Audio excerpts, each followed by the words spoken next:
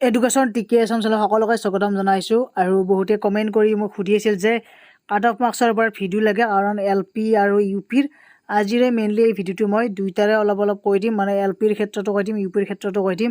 আৰু বহুত special video' হয়, কাৰণ এতিয়া যিহেতু আৰু মানে প্ৰায় মানে জানুৱাৰী ফেব্ৰুৱাৰী মানত হয়তো ফেব্ৰুৱাৰী মানতে হ'ব মেৰিট লিষ্টখন প্ৰকাশ পাব। ফেব্ৰুৱাৰীৰ লাষ্ট মানত প্ৰকাশ পাব পাৰে। তাৰে আগত যিহেতু ইলেকশ্যন হ'ব, প্ৰায় 10 ফেব্ৰুৱাৰীত ইলেকশ্যন ফিনিছ কৰিম বুলি কৈছে যিহেতু আমাৰ মুখ্যমন্ত্ৰী ডাঙৰীয়া, সেইকাৰণে। গতিকে আমাৰ জানুৱাৰীৰ লাষ্ট বা ফেব্ৰুৱাৰীৰ লাষ্ট এই দুটা টাইমত মেৰিট লিষ্টবোৰ প্ৰকাশ পোৱা ষ্টাৰ্ট হ'ব, কাৰণ যিহেতু 10 মে'ৰ দিনা কি দিব, নিযুক্তি দিয়া হ'ব, সেইকাৰণে। আৰু এতিয়া আমাৰ কথাটো হ'ল যে আমাৰ যিহেতু এতিয়া মেৰিট লিষ্টখন আমি চাবলৈ গ'লে আমি কি কৰিব লাগিব, প্ৰথম ভেকেঞ্চিৰ ডিটেইলছবোৰ চাব লাগিব। এতিয়া আটাইতকৈ ক'ত বেছিকৈ পোষ্ট আছে বুলি ক'বলৈ গ'লে আমাৰ শোণিতপুৰ ডিষ্ট্ৰিক্টত এইবাৰ তাৰমানে হায়েষ্ট পোষ্ট দিছে যিহেতু আমাৰ, সেইকাৰণে বৰ্তমান এই 5,550টা পোষ্ট আছিল নেকি, সেইখিনি পোষ্টৰ শোণিতপুৰ জিলাত তাৰমানে বহুতখিনিয়ে পোষ্ট আমি দেখিবলৈ পাইছোঁ। 366। তাৰে পিছত আছে আমাৰ লখিমপুৰতো আছে, তেনেকুৱাকৈ আমাৰ ধুবুৰীতো আহে। ধুবুৰী ডিষ্ট্ৰিক্টত বছৰি তাৰমানে এভৰি ইয়াৰ ধুবুৰী ডিষ্ট্ৰিক্টত পোষ্ট বহুতখিনি আহে। এতিয়া আমাৰ ডাইৰেক্ট আমি কৈ দিব পৰা সম্ভৱ নহয় যে 60% বা 57% বা 58% যাব, এনেকুৱা নহয়। এতিয়া আমাৰ ডিষ্ট্ৰিক্ট অনুযায়ী যিহেতু আমাৰ কাট অফ মাৰ্কছটো বেলেগ বেলেগ হ'ব। এতিয়া ধুবুৰী ডিষ্ট্ৰিক্টত complete different cut off marks হ'ব, শোণিতপুৰত কমপ্লিট বেলেগ বেলেগ হ'ব। কাৰণ এইবাৰ যিহেতু আমাৰ শোণিতপুৰ ডিষ্ট্ৰিক্টত পোষ্ট যিমান হৈছে সিমান এপ্লাই কৰাৰ সংখ্যাও বেছিকৈ হৈছে, সেইকাৰণে। এতিয়া আমাৰ আটাইতকৈ কমকৈ যোৱা ডিষ্ট্ৰিক্ট ক'বলৈ গ'লে আমি চাউথ শালমাৰাত কমকৈ যাব পাৰে। ধুবুৰী ডিষ্ট্ৰিক্টত বছৰি বাৰু সকলোকৈ অকণমান কমকৈ যায়েই।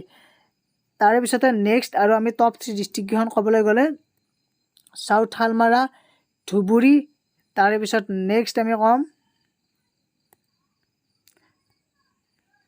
নেক্সট ডিষ্ট্ৰিক্টখন হ'ব আমাৰ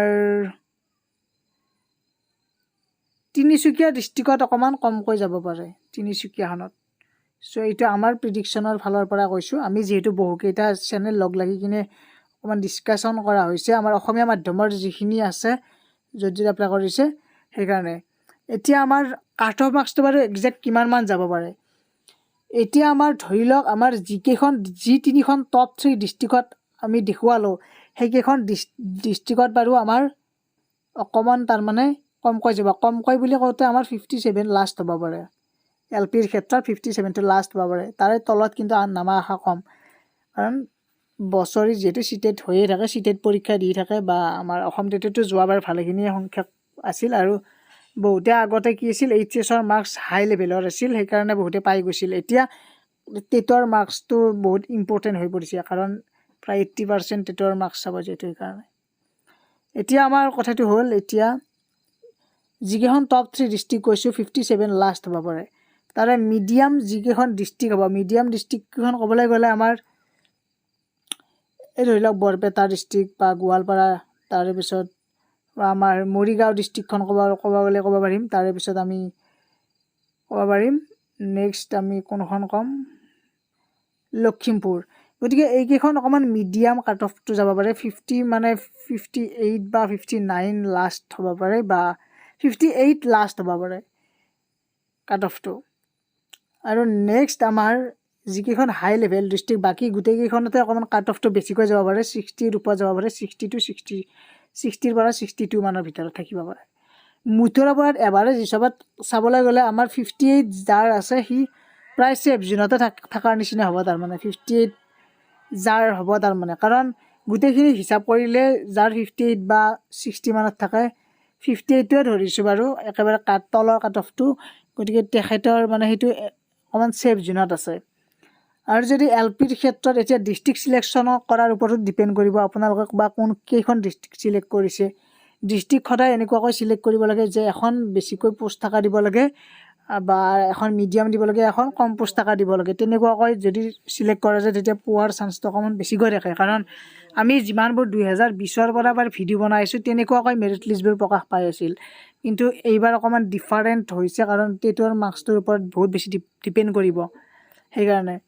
এতিয়া জেনেৰেল কেটেগৰীখিনিৰ ক্ষেত্ৰত ক'বলৈ গ'লে 90 নম্বৰ পোৱা মানে তেওঁ 60%, আমি 150ৰ ভিতৰত যদি 90 নম্বৰ পায়, তেনেহ'লে তেওঁ 60% ধৰি লওক। এই 60%ৰ আকৌ কি কৰিব, তাৰে যিহেতু 80% টেটৰ মাৰ্কছটো হিচাপ কৰে, গতিকে আমাৰ যদি 100 নম্বৰ কোনোবা 100 পাইছে বা 95 পাইছে টেটত, তেওঁলোকৰ মাৰ্কছটো অকণমান বেছিকৈ হৈ যায়। গতিকে এইখিনি কেণ্ডিডেটছৰ কাৰণে বহুত বেছি ইজি হৈ পৰে মানে মেৰিট লিষ্টত নামটো সোমোৱাৰ কাৰণে। গতিকে পাৰ্চেণ্টেজটো উলিয়াওঁতো সকলোৱে গমেই পাইছে কেনেকৈ উলিয়াব লাগে। গতিকে মই এইখিনিয়ে ক'লোঁ। আৰু ইউ পিৰ ক্ষেত্ৰত অকণমান বেছিকৈ যাব কাট অফটো। ইউ পিত কাৰণ পোষ্ট নাথাকে।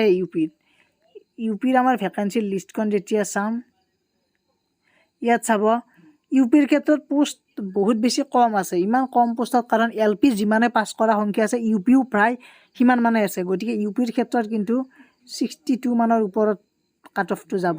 ইউ পিৰ ক্ষেত্ৰত 62ৰ ওপৰত কাট অফটো থাকিবই।